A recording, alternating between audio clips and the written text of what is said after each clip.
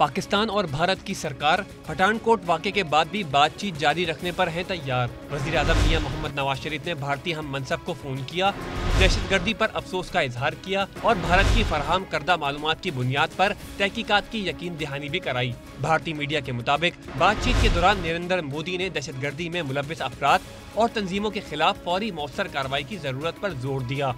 بھارتی ذرائع ابلاغ ہی کے مطابق انڈیا کے نیشنل سیکیورٹی ایڈوائزر اجیت ڈووال نے بھی پاکستانی ہم منصب کو فون کیا اور پاکستان کی طرف سے پٹھان کوٹ حملے کی مذمت کا خیر مقدم کیا۔